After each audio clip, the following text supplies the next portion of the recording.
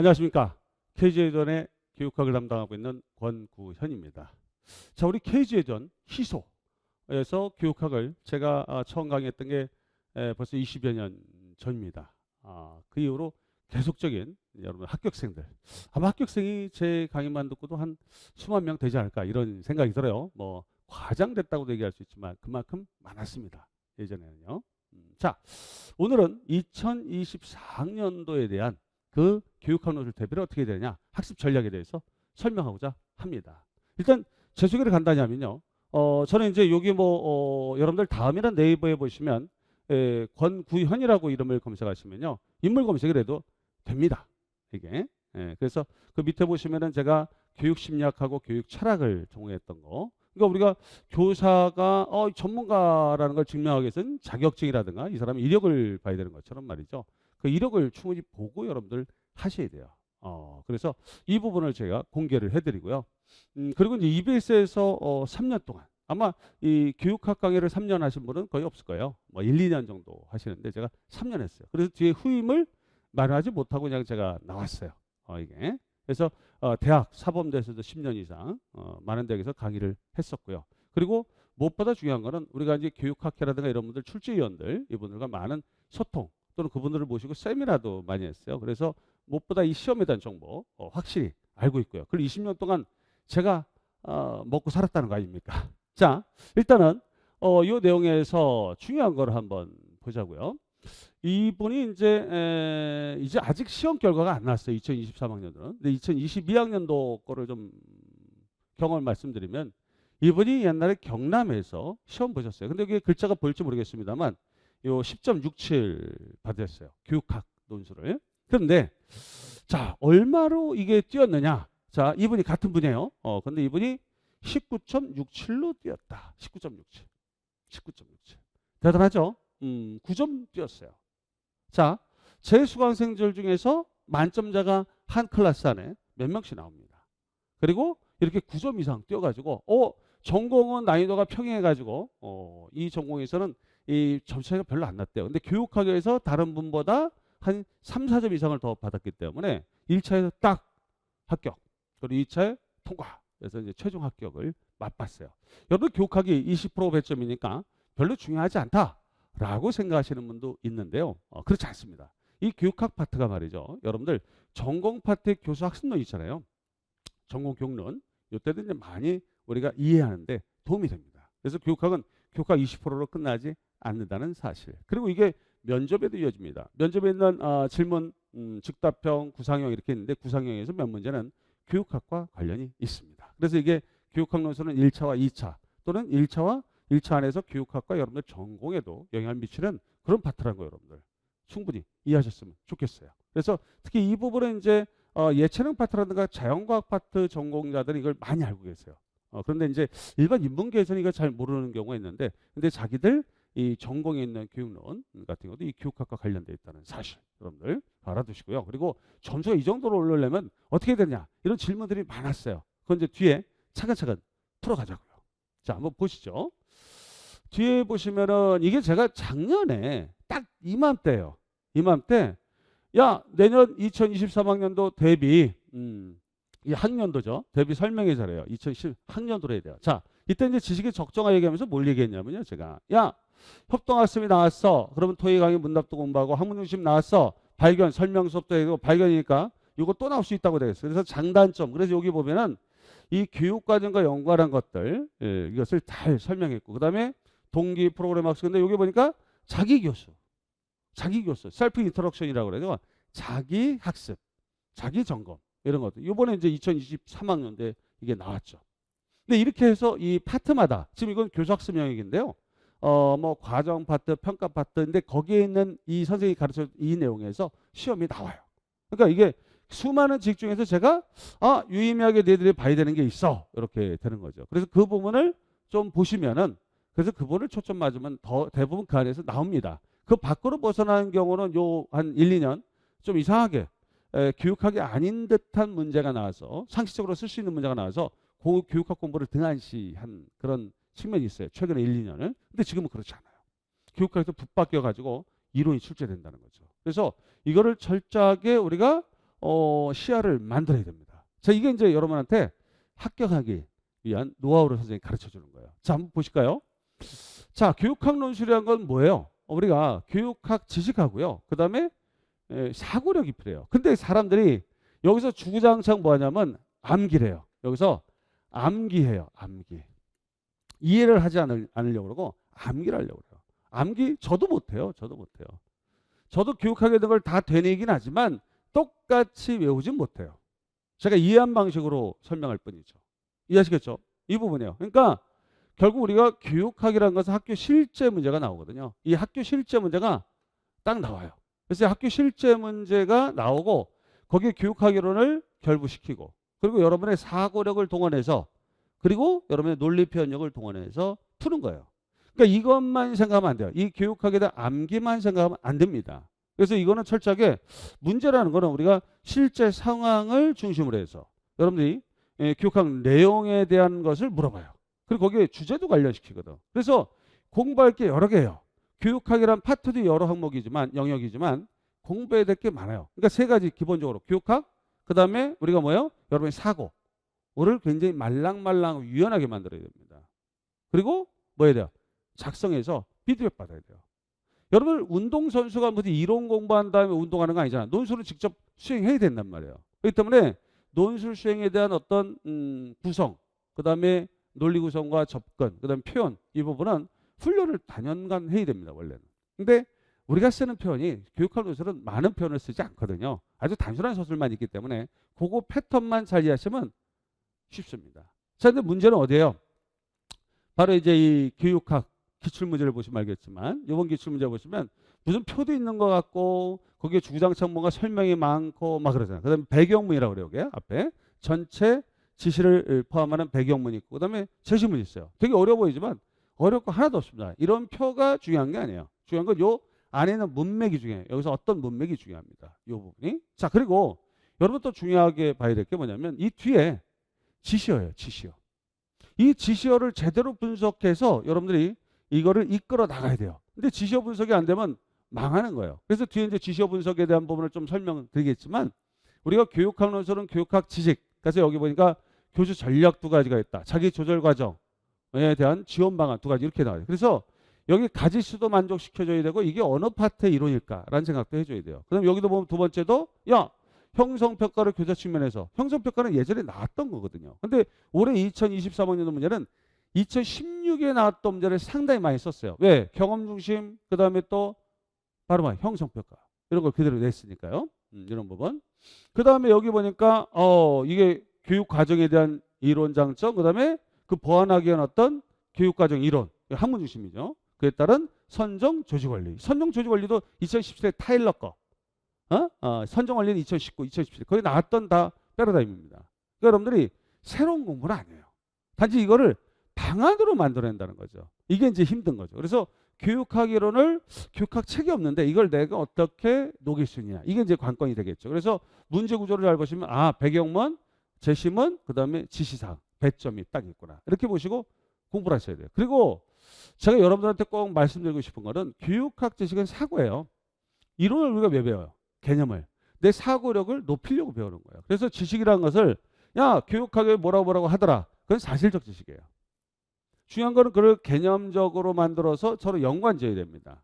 연관지어. 그 다음에 절차, 메타인지, 자기 사고를 통제해야 돼요. 그래서 시험 때 가면은 초인지, 메타인지로 가야 됩니다. 메타인지로 가셔야 돼요. 그래서 이거를 교육하는 것은 철저하게 블룸의 인지적 교수 목표 분류 또는 인지적 교육 목표 분류하는 이 파트를 따라가게 돼 있어요. 그래서 처음에 기억, 회상하는 거죠. 우리가 암기한 거를 쓰는 게 있어요. 그게 이제 이게 명칭이 뭐냐, 개념정의가 뭐냐 이런 방식이 있고 그 뒤에 이제 나올 겁니다. 그 다음에 이해, 내가 해석하는 거야. 그 다음에 논증, 적용, 분석 이런 거래요. 그 이유를 설명하는 거. 그리고 그 비교틀을 얘기하든가 또는 거기에 원인 진단하거나 이런 것들. 그 다음에 우리가 방안 얘기하는 건 바로 어디 있어요? 창안 이거죠. 근데 원래는 이걸 블룸은 이걸 순서를 이렇게도 나온 책이 있어요. 근데 원래는 창안이라는 게 재구조화되는 거죠. 그러니까 교육학 논술은 이 전체를 다 보거든요. 대학 입시에서도 마찬가지예요. 둘을 비교해라. 뭐 이렇게 나와요. 근데 대학 입시에는 방안이 없지. 근데 우리는 교육학을 21학점 여러분들 부전공했던 사람이고 또 그 파트에선 전문가예요. 그러니까 여러분한테 방안을 물어봅니다. 그래서 위의 문제를 다시 분석해 보면 알겠지만 어느 쪽에 문제가 많냐면 바로 이 방안을 물어보는 게 많아요. 여기도 방안, 여기도 방안, 여기도 방안, 여기도 방안 이렇게 물어봐요. 이 문제의 스타일을 여러분들 잘 보셔야 돼요. 자, 뒤에 보시면 또 이게 지식이 논술 답안을 구성해야 돼요. 여러분들 이 답안 구성하는 게 또 일이란 말이에요. 그래서 이게 4점짜리인데 1.67 또 1.3점 그래서 채점자 3명이 평균적으로 이 사람한테 부여할 점수를 제가 이렇게 해줍니다. 해줘요. 그리고 어느 부분이 문제 있는지 그걸 또 나중에 멘트로 또 날립니다. 그래서 개별적 피드백을 해줘요. 이거를 점수, 화학규칙 4점짜리면 이 3명이 채점하는데 거기서 0, 1, 2, 3, 4 리커트 척도라 그래요. 이게 서열 척도를 통해서 거기다 체크하게 돼요. 그래서 그걸 더하고 또 3명 거를 평균을 내서 여러분들 점수가 그래서 교육학 논술 점수는 10.00 아니면 10.33 아니면 10.67 세 가지밖에 없습니다. 왜? 3명 거를 나누니까 그래요. 그래서 그걸 계산을 해서 선생님들이 알 수 있도록 해줘야 돼요. 피드백을 해줘야 됩니다. 그래서 논술 답안 구성하는 연습을 하지 않으면 안 돼요. 그러니까 교육학 이론 배운다. 그 다음에 사고력을 증진한다. 그 다음에 답안 작성을 한다. 이게 여러분들 세 가지가 여러분한테 필요한 1월부터 학습이에요. 1월부터. 자, 그래서 여러분들 이런 질문을 많이 저한테 하세요.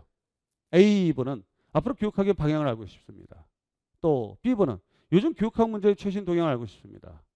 C번은 교육 철학 비중이 낮은 것은 포기되잖아. 교육 철학이나 뭐 상담 같은 경우도 그렇고 비중이 높은 과목 위주로 공부해도 될까요? 그렇게 돼 있어요. 근데 제가 교육 철학과 교육 과정 및 평가의 연계가 필요하다. 뭐 그래서 이제 설명을 자세히 했는데 자 이제 이 질문을 만족하는 얘기를 제가 해드리려고 해요. 자, 앞으로 교육학 논술의 방향이 어떨까? 자, 이 표를 한번 보세요. 1기 우리가 최초의 교육학 논술은 2013 추가 모집 시험이에요. 2013 5월 달에 있었습니다. 이 시험이.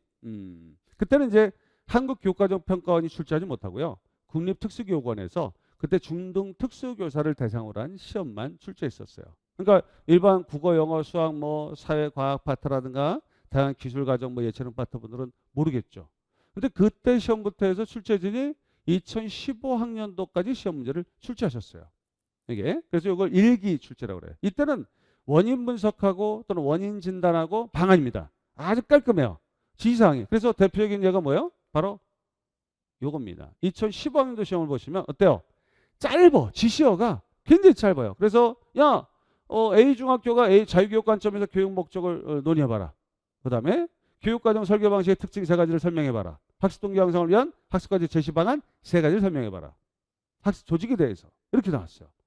이렇게. 그런데 이게 바뀌었어요. 2기쯤 되면 2015 추가 모집하고 2017학년도 시험까지는 어떻게 됐냐면 실험적인, 즉 우리가 아까 얘기했던 블룸의 인지적 사고에서 가장 낮은 단계 기억 회상, 기억하고 이해 쪽으로 본 겁니다. 지식하고 이해 쪽으로 그걸 본 거예요. 그래서 그리고 이때 당시에는 별도 주제를 제시하기 시작합니다. 그래서 그 대표적인 예를 한번 볼게요. 자, 2016학년도 시험입니다. 자, 지금 이게 2023학년도 시험과 아주 싱크로율이 높아요. 50%는 되는 거예요. 자, 위에 수업 과정에 나타난 교육과정 유형의 장점. 이때 경험 주신 교육과정이었거든요. 또 이번에도 나왔어요. 그 다음에 문제점 각각 2가지. 근데 방안이 아니잖아요. 방안이 아니야. 방안이 없어. 그리고 평가형, 형성평가입니다. 형성평가 나왔어요. 자, 경험 중심 형성평가 이렇게 나왔거든. 자, 유형의 기능과 효과적인 시행 전략 이렇게 나왔습니다. 자, 효과적 시행 전략은 약간 방안 쪽에 비슷해요. 근데 에릭슨, 정체발달 이런 개념 한 가지씩 개념 설명을 한 얘기예요. 그 다음 밑에도 순기능, 역기능. 자, 이 2016 문제랑 2023 문제랑 굉장히 싱크로율이 높습니다. 교육학 기반인데 이론은 2개가 관련되어 있는 거예요. 그리고 마지막에도 스타일이 똑같죠. 순기능, 역기능. 이게 2023 문제에 딱 보시면 그래서 우리가 기출문제 분석이 무엇보다 중요합니다. 근데 일단 우리가 봤을 때 2015 문제랑 달라진 게 뭐야? 2015 문제까지는 어떻게 됐습니까? 이게 방안 문제를 내고 이것도 굉장히 논의하라는 건데 굉장히 어려운 논의였어요. 이것도. 그런 쪽으로 해요. 그런데 이게 나중에 3기쯤에 되면 어떻게 됩니까? 바뀌어요. 지시어가 늘어나. 왜냐하면 2016, 2017학년도 문제가 뭐냐면 명칭을 안 물어보다 보니까 명칭 없이 무슨 개념 정의하거나 또는 기능 설명하는 거야. 그러니까 논리적 타당도가 없어요. 아니 권고현이 남자다. 뭐 남자로서 이런 특징에 대한 설명을 하거나 아니면 권고현이라는 사람을 이름을 얘기하지 아 이 사람 이런 특징이 있다 그래 둘이 맞잖아. 권고현과 이 특징이 맞잖아요. 근데 뭔지 제시하지 않고 이건 특징이 이렇다라고 하니까 그런 소설이 많다 보니까 이분들이 2017, 18에서는 자 워커의 교육과정 개발 모의 명칭 이렇게 나와요. 그래서 뚜렷합니다. 출제는 3년마다 계약 기간이 있어요. 출제위원이 계약을 한다고. 그러니까 이때 3년 만에 또 바뀌어가지고 출제위원이 명칭 적용하는 이유, 그 다음에 여기도 학생 역할과 학습 효과 한 가지, 그 다음에 여기 평가의 명칭, 교내정의 명칭 이렇게 나와요. 그러니까 명칭에 따라서 개념적인 해석에 대한 거 물어보고 방안도 물어보고 이게 2018, 19, 20까지 갑니다. 그래서 뒤에도 보시면 전년도 올해 말고 작년에 22문제도 보시면은 22문제는 이건 아니죠. 이건 바뀌었죠. 이제 뒤에 바뀌었죠. 2018과 2022 때부터 바뀌었어요. 그래서 최근에 봤던 이 2020이나 23문제는 어디에 스타일에 해당하냐면 어디에 해당돼요? 여기 바로 4기쯤에 해당해요. 이때 이 3년 동안은 명세성이 약간 완화돼. 명칭까지 이렇게 물어보는 섬세한 부분은 없었어요. 그런데 이때 뭐야? 적용 해석을 강화하고 방안을 확대. 그래서 이때 논술의 정형, 고전적 스타일이 방안이거든요. 이거를 확장시킵니다. 확장시키고. 그런데 2020이라고 22문제의 문제가 어떤 비판을 받았냐면 시험을 공부를 열심히 하거나 안 하거나 점점 비슷했다는 거예요. 이게 이제 비난이 있었어요. 왜냐하면 여기 문제에서 보면 알겠지만 수익적 연계성이 갖는 의 이런 거는 책에 잘 없거든 이게. 근데 이거는 내가 말만 잘 되면 그냥 점수 받는 거야. 의니까 그 가치를 얘기해봐라 이런 거예요. 내가 좋은 쪽으로 막 긍정적으로 얘기하면 얼추 맞는 거야. 그 다음에 밑에도 보면은 자 송기사가 할 수 있는 평가과 해석 기준 두 가지가 있는데 이건 뭐 성장 참전이 뭐 이런 것만 해도 돼요. 이건 2018 거랑 싱크로율이 높습니다. 근데 밑에 야 온라인 수업에서 학생들의 고립감을 해소할 수 있는 구체적인 교수 학습 활동을 얘기해봐라. 그래서 뒤에 적합한 테크놀로지와 함께. 근데 우리가 뭐 줌도 써보기도 하고 대학 다닌 분들 알잖아요. 그런 거 쓰면 다 답이야. 그러니까 내가 온라인상으로 뭐 애들한테 출석과 뭐 수업을 같이 우리가 현장 출석 수업하고 온라인 수업을 같이 할 수 있는 뭐 블렌디드 러닝이라든가 이런 것들 뭐 다 쓰면 다 답이 돼요. 그러니까 요거 문제는 사실상은 교육학에 있는 지식을 좀 심화로 이렇게 들어가서 물어본 적용 문제나 방안 문제가 아니라 그냥 현실에 있는 내용을 좀 더 니들 생각을 해서 그냥 쓰면은 점수를 다 주는. 그래서 처음 시험 봤는데 이때 시험 점수가 뭐 18점 나온 사람이 있고 또는 자기 생각지도 않게 16점대 나온 사람도 있고 막 그런 거예요. 근데 올해는 어떨까요? 올해는 그렇지 않았잖아요. 아까 이걸 다시 한번 지시를 보면은 여기 보면 전략 두 가지 문제가 굉장히 쪼개져 있어요. 그래서 2014, 2015 가지고 있는 그런 방안 문제로 갔는데 교육하기로는 완전히 들어왔어요. 자기효능감, 그 다음에 자기 조절, 그 다음에 또 여기에 형성평가에 대한 얘기, 타당도 이게 다 옛날에 나왔던 한 번 나왔던 얘기들이에요.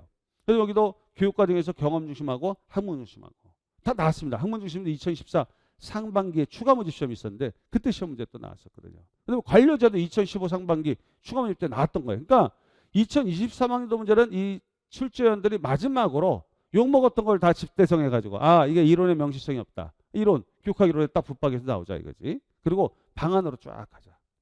방안으로. 그래서 방안으로 갔어요. 그러니까 그전에는 얼토당토하게 뭐 개념 물어보는 것도 좀 많았고 의 물어보고 그러니까 뭔가 객관적 채점이 좀 어려운 그런 중의적이라고 그래요. 다양한 부분에서 의미를 해석해주면 그걸 점수를 줄 수밖에 없는 그걸 중의적 해석이라는데 중의적 해석에 따른 그런 어떤 문제를 냈던 거예요. 이런 부분 여러분들 생각하시면 돼요. 그래서 시험 문제 출제지 이제 2024학년도 내년에는 바뀝니다. 이분들이 아니에요.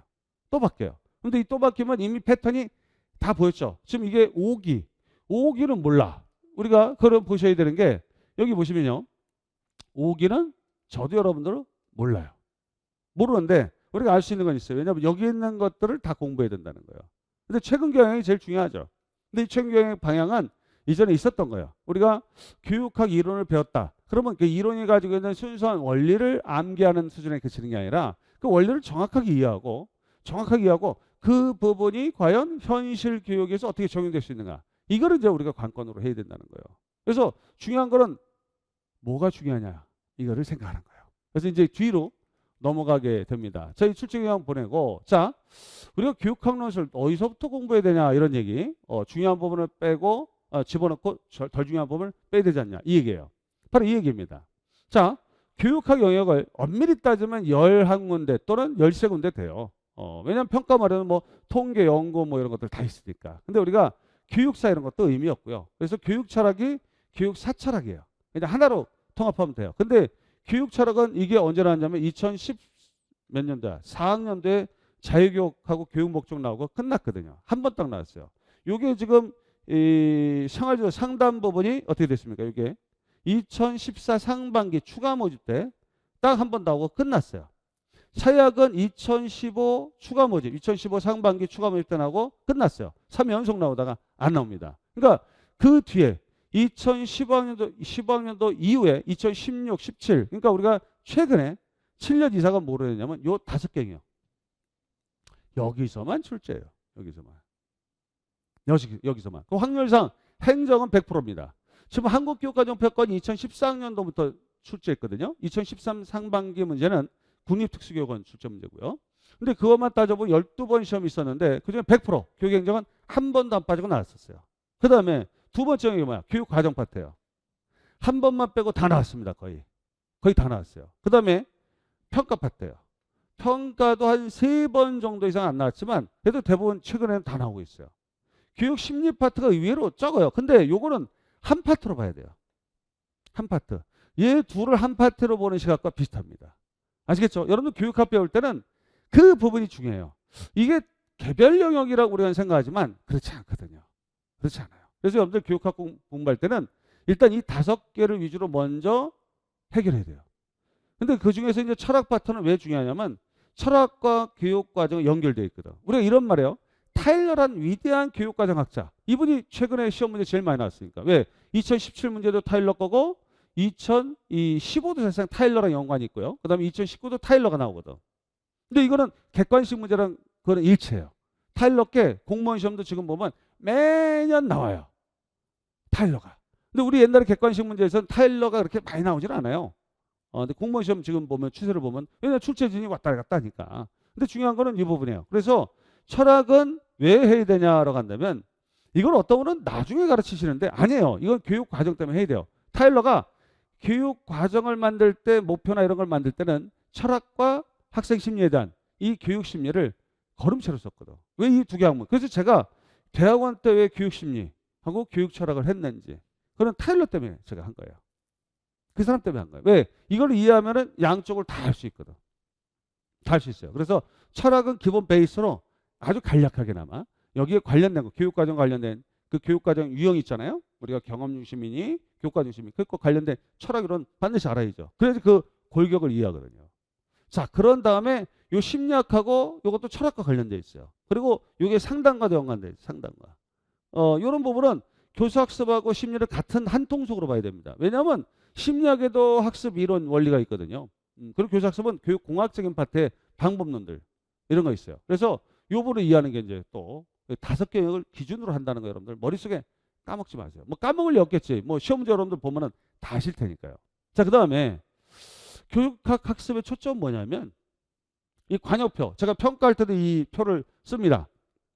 자, 여기 보시면 정중앙을 찝어야 돼요. 근데 옆으로 빗나갔죠? 많은 교육학 선생님, 전공 선생님들이 임용 시험에서 빗나가요. 어쩌다 한두 개에 맞을 수 있다. 근데 대부분 빗나가. 어떤 사람은 범위가 무지하게 넓어요. 알 수가 없어. 많은 분들이 여기에서 헤맵니다. 헤매요. 어떤 분은 이건 안 나와. 반드시 이게 나올 거야. 근데 그게 나왔어요. 그래서 욕먹고 그런 분이 있어요. 그분은 교육학 전공이 아니세요. 어떻게 보면 교육학 전공이라 하지만 종교와 관련한 이쪽 연구이기 때문에 정통 교육학에 대한 학교 현장에 대한 세상은 아닙니다. 그러니까 이 노량진에 보시면 여러분들 아시는 게 여러분들 교육학 전문가한테 강의를 들어야 되는데 교육학 전문가는 다 알아. 뭐가 나올지. 그러니까 노력 범위가 줄어들어요. 할 것만 하니까 이 중요도에 대한 관역을 정확하게 찔러야 돼요. 이 타당도 신뢰도가 정확하게 있어야 됩니다. 내가 말한 게 나와야 돼요. 시험에. 근데 지금 뭐 말하겠지만 비전공자가 반이 넘어요. 노량진에서 교육학 하시는 분들 여러분들 나중에 하나하나 이력을 봐봐. 자기가 교육학에서 뭐 전공인지 나와? 안 나와요. 그런 분은 빼고 오세요. 철저하게 저를 안 들어도 돼요. 여러분들이 제 강의를 안 들어도 돼요. 그렇지만 교육학을 단연간 연구하고 했던 분들 강의를 들으세요. 여러분들이 내가 고등학생인데 국어교사 자격증 없는 사람한테 우리가 야매라고 그래 일본말로 야매로 든다? 그런 있을 수가 없습니다. 무자격자한테 치과 시술을 맡긴다? 말이 안 되는 거 똑같은 거예요. 그러니까 여러분들 그런 가장 기본적 상식. 그러니까 뭐가 중요한지 모르는 거예요. 인생에서 제일 중요한 건 뭐가 중요한지 아는 겁니다. 뭐가 중요한지 알아야 돼요. 그래서 여러분들이 보실 때 중요한 게 일단 교육학 중에서 보편적인 거. 모든 사범대에서 가르치고 그리고 학교 교육에서 현장에 실제 적용할 수 있는 이론. 이것만 고르시면 돼요. 이것만. 딴 거 없어요. 모든 학교에서 거의 가르치려고 들고 그리고 그 내용이 현장과 관련되는 거. 그리고 이게 고차원적인 문제 해결을 적용할 수 있는 그런 이론과 개념인 경우. 이게 중요해요. 근데 이게 있어요. 있다고요. 자, 일단 여러분들이 이런 질문들을 하세요. 또 2024학년도 교육학 수업에서는 어떤 수업에서는 내용이 많이 제 수업에 대한 거 물어보시는 거예요. 내용과 학습 방식이 변화돼야 한다. 근데 내용은 어떻게 바뀌어? 1월부터 좀 해야죠. 1월부터. 나중에 뭐 7, 8월이나 9월 달에 모의고사 문제 들어갈 때나 뭐 글쓰기 연습하거나 무슨 뭐 논술 첨삭 갔나? 그땐 전공에 매진해야 됩니다. 그러니까 우리가 그건 안 됩니다. 그래서 상반기부터 교육학을 어느 정도 해놔야지 전공이 수월해요. 그 다음에 교육학 공부 순서가 있다. 영역별 주의론 있죠.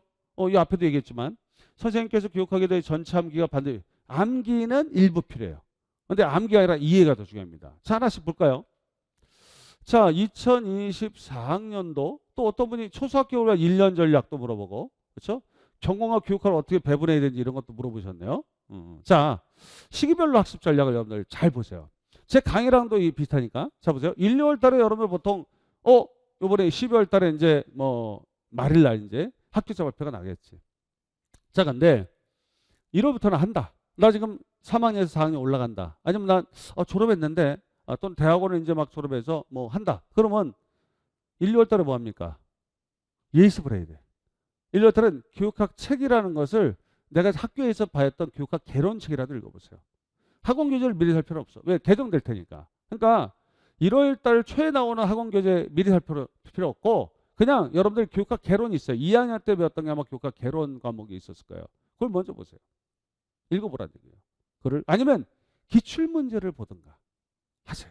기출문제를 지금 2013 상반기 추가 모집 그 다음에 2023학년도 문제까지 총 13번의 시험이 있었는데 그 13번 시험 문제가 무엇이 나왔는가 그리고 그것을 답을 뭐라고 하는지 지금은 당장 이해하지 못하지만 그걸 먼저 캐치하세요. 그래서 이때는 선생님이 이론 수업하면서 모의고사 1, 2회를 해줘야 돼요. 아니면 서론만 쓰는 연습을 한다든가 아니면 본론 한 달락만 딱 쓰는 연습만 한다든가 그런 연습 이해 이때 같이 있어야 돼요. 그래서 개론이에요. 교육학 개론을 해야 돼요. 그래서 요 시기에 보시면 자세히 보시면 제 강의예요. 이게 12월에 예비 강의가 있어요. 말에. 그래서 기출문제 좀 이해하고 핵심 원리 좀 이해하는 그런 강의가 따로 있습니다. 이게 주기 좀 따로. 그 다음에 1월 달에 들어오면 수월해져요. 그래서 1월 달에는 교육학 논술 개론반이에요. 개론반. 그래서 이때 당시에는 뭐 합니까? 바로 개론반에서는 교육학 논술에 대한 전반력을 이해해야 돼요. 기초 기본 과정이라고 그래가지고 이때 뭐 합니까? 바로 암기보다는 기본 개념을 이해를 해야 돼요. 그리고 이것을 적용적 사고, 이거 학교 현장 이런 사건에 대해서 이런 현상에 대해서 이렇게 이해하면 되겠다라는 걸로 해석할 수 있도록 그게 만들어줘야 돼요. 그리고 그 안에서 논술 구성에 대한 기초를 선생님이 가르쳐줘야 됩니다. 그러니까 여러분 1, 2월 달에 해야 될 건 뭐냐면 교육학 이론이 뭐가 중요한지 알고 그 이론의 핵심적인 내용들을 기초적으로 이해하는 거예요. 그다음에 이거를 현장에 맞게끔 선생님이 설명해 줘요. 그렇죠? 또는 기출문제랑 연동해서 설명해 줍니다. 이때. 그래서 기출문제가 다소 어렵지만 연동해서.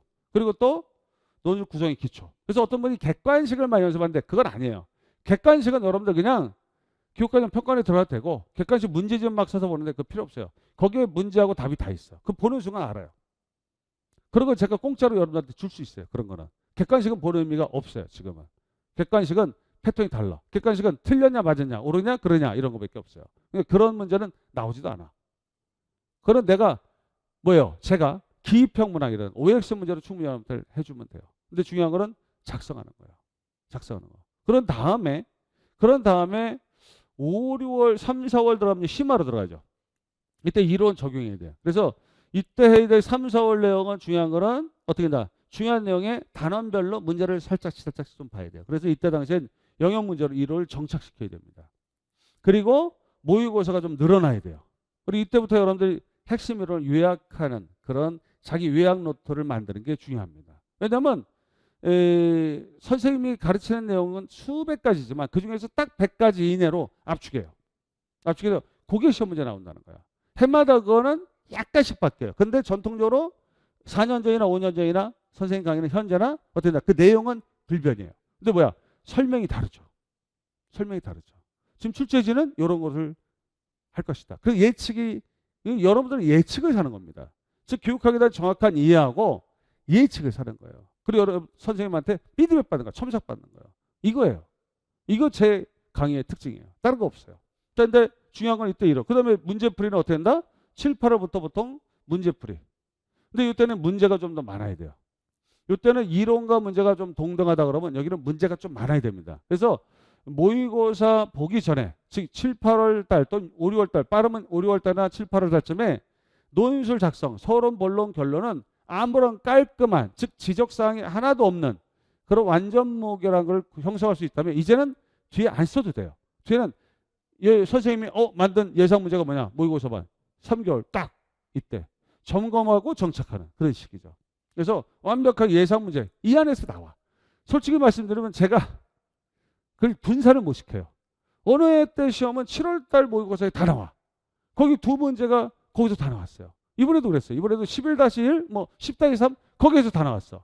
그러니까 학생들이 봤을 땐 복을 복인 것 같아요. 그게 아니야. 꾸준히 들으면 돼요. 거기서 건집니다. 그래서 카페도 제가 올려놨어요. 뭐라고? 야, 이 문제는 보고 들어가라. 그래서 올려놨어요. 한 3일 전에. 고맙다고 그러더라고. 왜? 시험 봤더니 비슷하게 나와. 그 내용이. 자, 그런 거예요. 그래서 이 순서를 잘 보세요. 그래서 교육학을 공부할 때 중요한 건 뭐냐면 중요한 거 하나를 이제 얘기하면 시간을 좀 들어 설명하면 이렇게 자 이게 1월이잖아요. 그리고 한 6월쯤 되고 그다음에 7월쯤 되고 이때 11월쯤 될 때 내가 교육학 공부하는 거하고 전공 공부하는 거 이렇게 표로 만약에 시간 배분을 그리면 교육학이 한 어느 정도? 한 이 정도? 이렇게 돼요. 그래서 교육학이 처음에는 한 3 정도 차지하고 그다음에 여기는 한 2 정도, 여기는 한 1.5, 여기는 1 정도 이렇게 되게끔. 그리고 전공 어떻게 된다? 7로 가다가 8로 가다가 결국 뭐 어떻게 된다? 85, 90 이렇게 가야 됩니다. 비중 자체가 그래야 돼요. 전공은 그래야 됩니다. 전공이 그래야 돼요. 그렇게 해야지 돼요. 근데 어떤 사람 보면 이렇게 안 해. 똑같이 기적을 한다? 그래, 그것도 좋아요. 좋다고. 근데 그렇지 않거든. 공부하는 게 다 때가 있어요. 그래서 교육학이 전공에 영향을 주는 교육론 같은 경우이기 때문에 미리 좀 들어두면은 선수 학습을 해주면 뒤에 있는 전공의 교육론 혹시 파트 들을 때 도움이 돼요. 그러니까 여기에 좀 비중을 좀 가져가는 게 좋습니다. 그리고 요쯤 되면 작성까지 이미 끝나야 돼. 내가 쓰는 띄어쓰기 하나하나도 다 지적받아야 됩니다. 아시겠죠? 여러분들. 그게 제일 중요해요. 그래서 5점이란 점수가 있어요. 5점 점수가 뭐야? 바로 앞에도 얘기했지만 5점 점수를 딱 받고 끝내야 돼요. 여기 보시면 여러분 이 문제들 있잖아요. 이 문제들 위에 여러분들 쫙 보시면 그런 거 못 느꼈어요? 이 문제에서 아주 중요한 건 뭐냐면 이 점수가 보시면은 여기가 15점이에요. 내용 점수 15점이에요. 그럼 나머지 5점이 뭘까? 논리적 구성과 표현 이런 것들이에요. 그래서 위에도 이제 초창기 시험에 이걸 짧으니까 제가 넣어놨어요. 초창기 시험에 딱 보시면 2000 뭐 가령 15학년 문제 보면 다만 논리적 구성 및 표현이 이때는 4점이었어요. 왜냐하면 이때는 16점이었거든. 한때 처음에. 근데 15점으로 이제 굳어졌는데 뒤에 2016 문제 보시면 알겠지만 논리의 형식하고 이 주제가 나와요. 주제를 맞춰서 써야 돼요. 그 다음에 표현, 적절성, 띄어쓰기 이런 게 나와야 돼요. 그래서 5점은 완전 무례. 기본 점수 5점 받고 들어가야 돼요. 근데 기본 점수 못 받아요, 사람들이. 왜? 20점 만점에 어떤 사람이 16점 나왔다. 그럼 내가 내용을 4개가 틀렸는데 4점이 나갔나 보다. 아니야. 어떤 사람이 3점에 띄어쓰기, 2점이 띄어쓰기 마이너스에다가 주제 논의를 안 해서 1점 마이너스 받은 게 있어요. 그러니까 그걸 몰라. 내가 2, 3점 깎이는 게 내용 때문이라고 착각하는 거야. 그러니까 내용이 더 오리무중이에요. 나 내용 맞다고 생각했었는데 왜 이 점수가 나오냐. 그래서 교육학 논술 채점 신뢰할 수 없다. 이렇게 얘기하는 사람이 있는데 그냥 착각이라는 거죠. 자기가 뭘 어디서 실수하고 있는지 몰라요. 그게 제일 큰 관건입니다. 그래서 기초가 안 돼 있어. 초등학교 3학년생이 할 법한 실수를 저지르거든요. 띄어쓰기가 초등학교 3학년 수준도 안 되는 분들 많아요. 그건 국어교과도 예외가 아닙니다. 미안한 말씀이지만 국어도 마찬가지예요. 저 20년 동안 이 일을 해왔잖아요. 이 일을. 제 논문도 교육학 석사 논문이 논술 수행과 첨삭에 대한 상위인지와 뭐에 대한 거? 시험 불안에 대한 걸 믹스해서 구인타독으로 만든 그런 실험 연구였어요. 제게. 그러니까 논술에 대해서는 이 교육학과 논술에 대해서는 제가 잘 알아. 그 문제가 교육학 논술 문제였거든요. 그걸 이미 이 시험 받기 전에 제가 10여 년 전에 그 논문을 썼어요.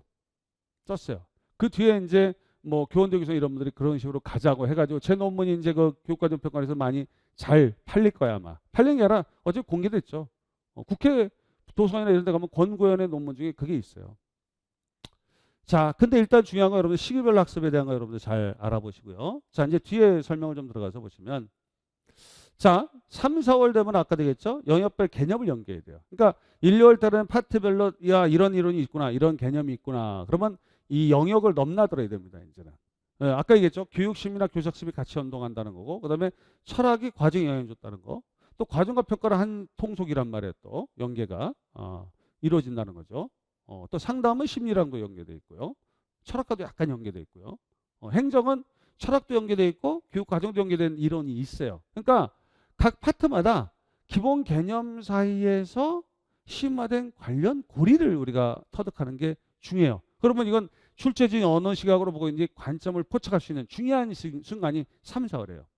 1, 2월은 기본 때문에 중요한 거고 3, 4월은 연관고리를 터득하는 시간 이기 때문에 중요한 거예요. 그리고 중요한 거는 개념을 적용해야 돼. 이때는 이제 플랫폼 교재를 미리 쓸 수 있어요. 제가 이제 플랫폼 교재도 지금 기본 이론 교재도 개정 중에 있거든요. 그 교재에 있는 문제들을 한 번씩 써보고 선생님한테 저한테 첨삭을 받는 거예요. 그래서 5점 베이스 점수를 빨리 마련해야 돼요. 그 다음에 7, 8월 이후에는 뭡니까? 여러분이 쓰는 시간이 걸리는 1시간 동안 이걸 쓴다?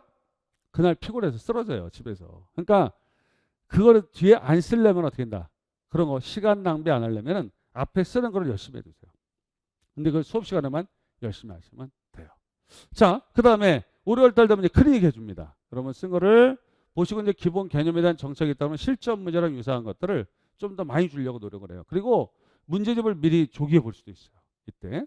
그리고 이론도 요약 정리해주고. 그 다음에 7, 8월달은 완전히 문제로 가요. 근데 우리가 3, 4, 5월달에 중요하게 다룬 게 이런 거예요. 그럼 교육심리학에 정보처리론에 정교화라는 단어가 있어요. 그리고 교육과정에 계열화라는 단어가 있어요. 얘들의 공통점이 뭐냐면 여기에 영향을 준 거야. 간의 이론에서 목표 수업이라는 게 위계다. 위계라는 거 뭐야? 계열화 또는 정교화랑 관련돼 있고 이 사람도 마찬가지예요. 설명 수업이다. 선행조직자 아마 많이 아시겠지만 이게 연역적 수업이야. 뭐 연역적 계열화야. 얘는 정교화된 계열화. 얘는 이름 자체가 정교화야. 그러니까 이 이론들이 교육심리학이라든가 또는 타일러의 교육과정 설계에서 계열성 원리 이런 것들 있잖아요. 이런 것들과 굉장히 연관성이 있습니다. 그래서 우리가 3, 4월부터 1, 2월에도 그걸 미리 설명은 드리지만 그때는 그거 해봤자 산만하다 생각해요. 왜?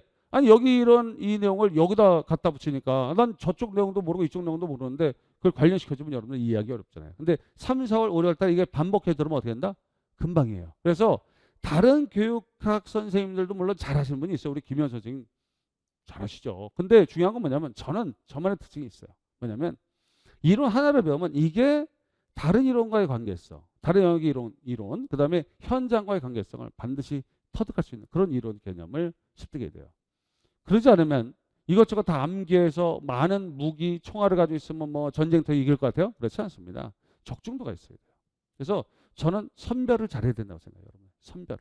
그래서 일단은 이런 이론들이 가네라는 사람, 오스베리라는 사람, 라이겔루스라는 사람 이런 사람이 나올 거거든 앞으로. 그러면 그 출제할 때 이분들의 관통하는 개념, 정교화 또는 교육과정 설계에서의 조직원리, 내용 조직원리 중에 바로 뭐야? 계열성. 이런 부분이 관련되어 있다는 걸 터득해요. 그리고 또 우리가 한번 보시면 이 수업 사례를 보면 이런 문제를 봐요. 공교장. 제가 이제 권씨니까 공교장 해놓고 이렇게 제시문을 실제처럼 줘. 그 다음에 질문을 때려요. 근데 잘 봐봐. 공교장이 제기하는 교육과정에서 문제점을 타일러 브루너의 말한 주요 관점 두 가지 적용한 해결 방안. 이게 지금 올해 2023학년도 문제. 2023이죠. 학문중심 관점에서 내용 선정 조직이 있잖아요. 그거랑 딱 적중한 거예요, 이게. 이미 이거는 제가 이 작년 설명회 때 써먹은 자료예요. 수업 때 이걸 한다. 했어요, 진짜 이거를. 그러니까 올해 2023학년도 시험 저번 주 토요일 날 딱 시험 봤는데 어떤 놈이 들까? 저번 주 토요일이죠. 선생님 가르쳐준 대로 다 나왔어요. 이렇게 되는 거야. 다 나왔어요. 그런 거야. 2020도 그랬고 2020은 뭐 100% 적중. 근데 작년 건 100%는 아니에요. 한 뭐 75%, 80%는 돼. 적어도 제 수업을 들으면 제 수강생들 만점은 몇 명 나와야 돼.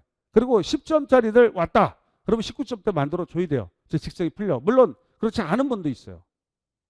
근데 그거는 왜냐면 자기 잘못이라고 생각해. 왜? 선생님 다 맞춰줬거든. 브루노 학문 중심. 아니 우리 시험이 나왔어. 경험 중심. 이런 거 다 설명을 해줘. 그리고 또 뭐 자기 효능감 이런 그걸로 문제를 여러 차례 시험 문제 냈어요. 여러 차례 문제를 냈다고요. 수업 시간에 설명한 이론 설명이 아니라 이론 설명은 다 하지 누구나. 근데 문제를 찝어가지고 콕 찝어가지고 그걸 도끼로 제대로 찝어가지고 나무를 패듯이 정확히 출제의 의도를 우리가 미리 가서 기다리는 그런 학습이 제 권구현 교육학입니다. 자, 그리고 밑에 이런 것들을 이제 해서 직접 작성해 보는 거예요. 자, 근데 이분들이 얘기해요. 논술에서 교육하면 창의적 문장 필요 없어요. 우리는 문예 창작하는 게 아니에요. 답이 있습니다. 답이 있어요. 답이 있다고. 글쓰기라든가 문예 창작이라고 생각하면 안 돼요. 이거는 논문, 소논문이에요. 소논문. 그래서 창의적인 문장 구성은 필요 없습니다. 왜냐하면 정해져 있는 패턴대로 써가세요. 서로는 문제 제기해야 돼. 주요한 게 독자로부터 호기심을 주고 논의의 필요성을 딱 줘야 돼요.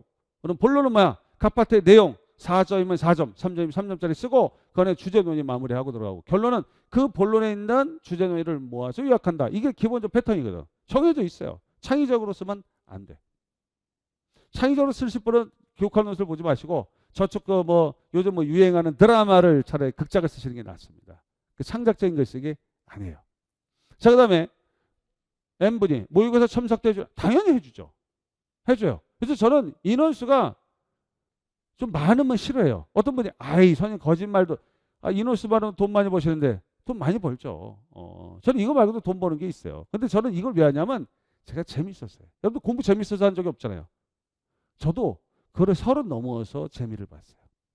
30 넘어서. 그러니까 재밌게 강의하는 게 재밌어서요. 제가 두 가지 좋아해. 하나는 뭐야? 강의하는 거, 낚시하는 거. 두 가지밖에 없거든. 근데 재밌었어요. 그리고 제가 시험 때 맞춰. 그렇죠? 그래서 한두 명 와. 그러면 너 누가 줄에 서달래. 줄에도 서주고 그랬어요.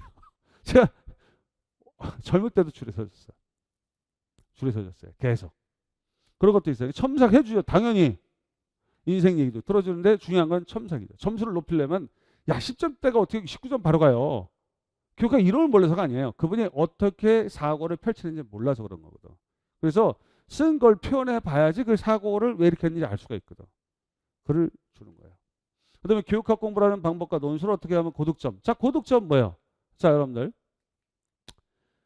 고득점 하는 방법은 여러 가지인데 세 가지 통락 기본적이에요. 일단 전문가 조력. 선생님 강의를 들어요. 무조건. 제 강의를 들으세요. 들으면 거기서 비판적 읽기, 크리티컬하게 독해하는 방법, 다양하게 독해하는 방법을 터득해야 돼요. 그 다음에 뭐 합니까? 그 뒤에서 어떻게 해요? 주제별, 영역별, 그렇죠? 문형을 정리하고 문제풀이하고 애매한 오답 정리하고 피드백, 평가를 받아요. 그리고 여러분들이 이제 개인 학습하다 궁금한 거 있으면 저한테 오겠죠. 여러분들이 개인 학습은 다른 교재 선택이 돼요. 그런 다음에 그 정도 가다가 나한테 상호작용 해야 돼요. 원할죠. 그리고 지금 이제 코로나 때문에 이걸 못한 거예요. 코로나 때문에 이 동료학습이 돼야 되거든. 동료학습이 되는데 이걸 못한 거예요. 최근에 2년 동안 이거 거의 못했죠. 이게 이제 부활될 겁니다. 이거 부활해야 됩니다. 이게 부활해야 돼요. 그래서 여러분들이 딱 다른 전공 또는 같은 전공 사람들이 뭐 서너 명 상관없어요. 뭉쳐가지고 야 너 철학에 대한 요약 노트 한번 정리해봐. 난 심리학 해줄게. 아니 철학은 너마잖아. 철학하고 과정해. 난 심리학할게. 그래서 서로가 노트 정리하거나 아니면 어떤 문제를 누구 걸 가져와 가지고 한 번씩 써보고 피드백을 서로 하는. 그래서 내가 채점자 입장이 돼가지고 모범 답안을 가지고 이걸 첨삭해 주는 그런 바로 또 들어야 돼요. 그 다음에 서로 암송해 주는 걸 외우게 하는 거. 자 이게 뭐야? 라고 하는 거지. 라이겔루스의 정규 교수 7가지 방향 외워봐. 그렇게 하는 거. 이런 것들이 뭐야? 친구가 있어야지. 언니든 형이든 동생이든 누구든 삼아서 3명 이상 아주 친하게. 그래서 우리가 일요일 강의 들을 때 친하게 이름 서로 통성명하고 말이죠. 같이 논의하고 같은 공간에서 만나니까 이걸 꼭 하라고 그래요. 저는. 그래서 이 3가지가 있어야 돼요. 이거 집에 가면 자는 사람 있어? 유튜브 보는 사람 있어? 안 돼요. 30분이라도 책을 찾고 있어야 됩니다. 그날 복습을 하든지 예습을 하든지 내일 거 예습하든지 그리고 전문가 이게 있어야 돼요. 왜냐면 이게 왜 필요하냐면 저는 학원 강의 진짜 싫었어요. 우리 대학 입시 뭐 우리 아들들 다 보내지만은 지금 이제 애들 입시는 다 끝났습니다만. 왜냐면 학교가 제대로 수업을 해줘야지. 특히 대학교 같은 경우 교육학 수업법은 불만이 많아요. 그래서 제가 공주대에서 이제 학교 이름 얘기해. 공주대에서 10년 동안 사범대 강의해줬어요. 최근 2, 3년은 코로나 때문에 안 갔는데 보통 2학기 때 한 뭐 10번 정도 특강을 가줍니다. 10번. 대구 가톨릭대도 그랬고 다른 대학도 다 그랬어요. 한양대도 그랬고 막 그랬어요. 근데 가면은 교수님들이 그 얘기예요. 교육학 논술을 우리 못 가르친다. 왜냐면 다른 어떤 대학은 그렇게 하려고 그래 교수들이. 근데 힘들어. 왜냐면 자기도 연구해가지고 실적 내야 되니까 대학 현실이 그렇지 않은 거예요. 그래서 교육 심리학자들은 교육학 논술과 관련해서 가르치는 게 아니라 자기가 연구했던 중요한 파트, 자기 논문 썼던 그 내용으로만 애들 가르쳐. 학생들을. 그러니까 교육학 심리학의 진도를 못 빼줘요. 문제는 거기 있어요. 진도가 안 나가. 그래도 고등학교는 안 편해요. 수능 진도 다 나가주니까. 근데 이 대학교에서 교육학 교직 수업에서 교육학은 영역별로 교수들이 따로 와. 근데 보는 관점도 서로 상의하고 그리고 어떤 분은 책에서 5분의 1도 못 나가고 막 그런단 말이에요. 그러니까 학원 오면은 또 교육학 논술 문제 받아들면 그런 거예요. 내가 교육학 학교에서 대학에서 배웠던 거랑 다른 각도야. 이렇게 되는 거지. 그러니까 학원을 들을 수밖에 없는 조건이 되죠. 그나마 다행인 건 원래 이게 예전에 30%였는데 20% 줄었다는 거. 그나마 그게 다행이죠. 근데 객관식 60문항 나오고 막 50문항 나오고 결국 40문항에서 논술로 최종적으로 변했지만은 또 객관식으로 나오면 더 골치 아파요, 여러분들. 그건 암기해야 되니까. 암기해야 되니까. 자, 일단 요 세 가지 방법. 그 다음에 중요한 건 뭐야? 중요한 건 이거예요. 뭐야? 그냥 끈기 있게 파고들어야지. 끈기 있게. 예? 끈기 있게 파고드세요. 이것저것 파지 마, 좀. 그것도 얕게 그냥 딱 있으면 자꾸 그냥 그 문제를 미리 초점을 잡고 딱 들어가야 돼요. 교육 과정에서 반드시 나와야 되는 거. 교육 과정에서 잠재교육 과정, 연교육 과정 반드시 배워야지. 그다음에 교육 과정 설계 파트 있어. 설계 이론. 타일러를 움직이면서 왜 타일러 말고 다른 이론이 나올 수밖에 없는지, 타일러가 무슨 문제가 있는지, 긍정적이고 부정적인 측면 보면서 다른 이론과의 연관성을 알아야 되고, 그다음에 교육 과정 유형 딱 나와야죠. 교육 과정 유형. 그다음에 이제 내년에 이제 우리가 좀 더 주목해야 될 게 뭐야? 거기 학점제가 나온단 말이야. 거기 학점제. 원격 교육하고 원격 교육은 이미 반영됐어요. 저번 시험에. 그러니까 거기 학점제에 대한 이런 부분을 우리가 생각해야 돼. 그러니까 이거를 방향을 잡고 해야지 여기저기 들쑤시면 어떻게 되나. 그러니까 교육학의 범위가 넓고 여러분이 선택과 집중이 안 되잖아요. 인생에서 또는 교육학에서 교육학 논술에 뭐가 중요한지 이거 반드시. 그래서 중요한 거를 끈기 있게 좀 파세요. 그래서 사고로 야 개념 정의하고 뭐 원리만 알면 돼? 아니요. 이거에 대한 의미가 뭐고 이것이 다른 이론과의 연관성 그리고 현장에 적용했을 때 어떤 효과가 있는지 이런 것들을 면밀히 분석해야죠. 그것까지 가야죠. 그랬을 때 여러분들이 공부를 제대로 한 거야. 보통 여기까지 왔다 갔다 하다가 그러면 이게 다 까먹어요. 그래서 나중엔 위로 점점 올라가 얕아져 지식이. 안 돼요. 하나를 제대로 파서 깊이 들어가서 딱 머무르면은 이게 약간 시야가 좀 희미해지긴 하지만 대부분 그 문제를 다 풀어 쓸 수 있거든요. 여러분들. 그래서 교육학 논술은 끈기 있게 초점을 가지고 초점 하나 잡았으면 끈기 있게 가야 돼요. 깊이 있게 이해하는 게 중요합니다. 자, 그 다음에 이게 논술 첨삭지 아까도 봤지만 이게 첨삭을 받아야 돼요. 그래서 어디가 문제가 있냐. 이 사람 주제 안 써서 계속 마이너스 0.3이야. 본론마다 주제를 써야 되는데. 이런 것들. 그리고 내용 점수가 왜 2점수 나왔는지. X로 표시된 거는 이건 방향 잘못 잡았다는 얘기야. 그래서 모범 예시당 꼭 이걸 줍니다. 제가 피드백을 해줘요, 여러분들. 그래야지 실력이 확 늘지. 고득점 다른 거 없어요. 초점 잘 나와. 범위를 적정하게 잡아야 돼. 2015 개정교육관의 가장 중요한 특징이 뭐야? 범위의 적정량이에요. 적정 범위를.